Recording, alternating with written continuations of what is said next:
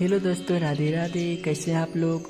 आज मैं आपको सुनाने जा रहा हूँ माघ मास महात्मा का छठा अध्याय है, जिसको सुनने से माता लक्ष्मी और भगवान विष्णु अत्यंत प्रसन्न होते हैं। आप लोग भी माघ मास में जरूर स्नान कीजिए और इस माघ मास महात्मा का अध्याय को अवश्य पढ़िए, जिससे भगवान विष्णु आप पर विशेष कृपा करे। पूर्व समय में सत्युग के उत्तम निषेध नामक नगर में हेमकुंडल नाम वाला कुबेर के सदृश धनी वैश्य रहता था, जो कोई अच्छे काम करने वाला, देवता अग्नि और ब्राह्मणों की पूजा करने वाला, खेती का काम करता तो वह गौ घोड़े भैंस आदि का पालन करता तो दूध दही छाछ गोबर घास गुड़ चीनी आदि अनेक वस्तु बेचा करता, जिससे उसने बहुत सा धन इकट्ठा कर लिया। जब वह बूढ़ा हो गया तो मृत्यु को निकट समझकर उसने धर्म के कार्य करने प्रारंभ कर दिए। भगवान विष्णु का मंदिर बनवाया, कुआं तालाब बावड़ी आम पीपल आदि वृक्ष के तथा सुंदर बाग बगीचे लगवाए। सूर्योदय से सूर्यास्त तक वह दान करता। गांव के चारों तरफ जल की प्याऊ लगवाए। उसने सारे जन्म भर जितने भी पाप किए तो उसका प्रायश्चित करता था। इस प्रकार उसके दो पुत्र उत्पन्न हुए, जिसका नाम उसने कुंडल और विकुंडल रखा। जब दोनों लड़के युवावस्था को हुआ तो हेमकुंडल वैश्य गृहस्थी का सब कार्य शौक पर तपस्या के निमित्त वन में चला गया। वहाँ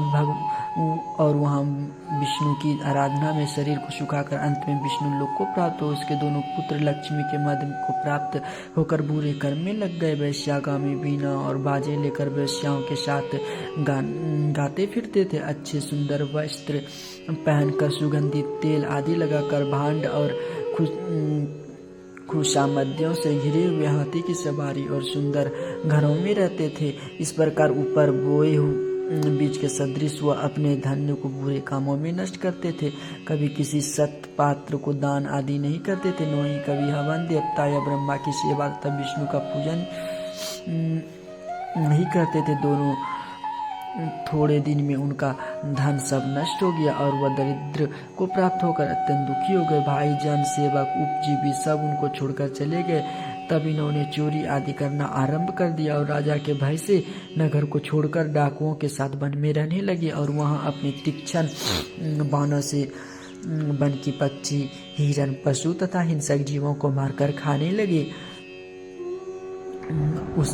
एक समय उनमें से एक पर्वत पर गाय जिसको सिंह मारकर खा गया था और दूसरा वन को गया जो काल सर्प के डसने से मर गया। जब यमराज के दूत उन दोनों को बांधकर यम के पास लाए और कहने लगे, महाराज इन दोनों पापियों के लिए क्या आज्ञा है।